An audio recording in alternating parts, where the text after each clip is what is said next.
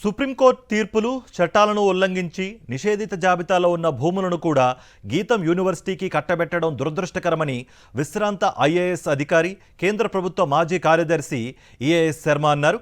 గీతం యూనివర్సిటీకి ప్రభుత్వ భూములను దారాదత్తం చేయడాన్ని ఆయన తీవ్రంగా ఖండిస్తూ రాష్ట్ర రెవెన్యూ శాఖ ప్రత్యేక ప్రధాన కార్యదర్శి G Sai Prasad, land administration chief commissioner జయలక్ష్మికి బహిరంగ లేఖలు రాశారు. విశాఖపట్నం ఎండాడ రిషికొండలోని విలువైన భూములను గీతం యూనివర్సిటీకి ఇచ్చేందుకు రాష్ట్ర ప్రభుత్వం అడ్డగోలుగా నిర్ణయించిందని లేఖలో పేర్కొన్నారాయన. ఇందులో ఎండాడలో కొన్ని సర్వే నెంబర్లలో ఉన్న భూములు, రిషికొండలోని కొన్ని భూములు రిజిస్ట్రేషన్ శాఖ నిషేధిత జాబితాలో ఉన్నాయని వివరించారు.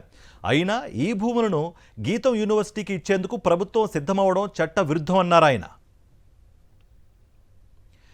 1500 కోట్ల విలువైన ఎండాడ సర్వే నెంబర్ 17లోని 67.37 ఎకరాల ప్రభుత్వ అదనపు భూమి నిషేధిత జాబితాలో ఉన్నా కూడా గీతం సంస్థకి గుట్టుచప్పుడు కాకుండా గత ఏడాది జనవరి 30న కలెక్టర్ బదలాయించేశారని శర్మ లేఖలో పేర్కొన్నారు. ఏ నిబంధనల కింద ఈ బదలాయింపు జరిగిందో జిల్లా కలెక్టర్ చంద్రబాబు ప్రభుత్వం ప్రజలకు జవాబు చెప్పాల్సిందేనని డిమాండ్ చేశారు. ఇప్పుడు మరో భూపందేరం కోసం జీవీఎంసీ కౌన్సిల్ సమావేశంలో తీర్మానం చేసేందుకు రాష్ట్ర ప్రభుత్వం ప్రయత్నిస్తోందన్నారు.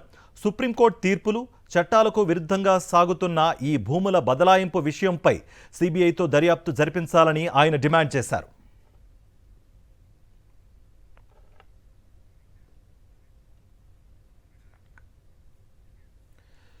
చిత్తూరు జిల్లా గంగాధర నెల్లూరులో కూటమి నేతలు యథేచ్ఛగా దోపిడీకి పాల్పడుతున్నారు. పక్క రాష్ట్రాలకు గ్రేవెల్ అక్రమంగా తరలిస్తూ జేబులు నింపుకుంటున్నారు.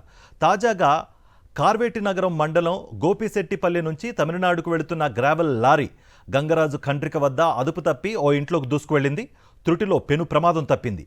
ఈ ఘటనతో గ్రామస్తులు ఆందోళనకు దిగారు. గ్రేవెల్ తరలిస్తున్న 10 టిప్పర్ లారీలను అడ్డుకుని నిరసన తెలియజేశారు. మైనింగ్ అధికారులు వెంటనే చర్యలు తీసుకోవాలని డిమాండ్ చేశారు.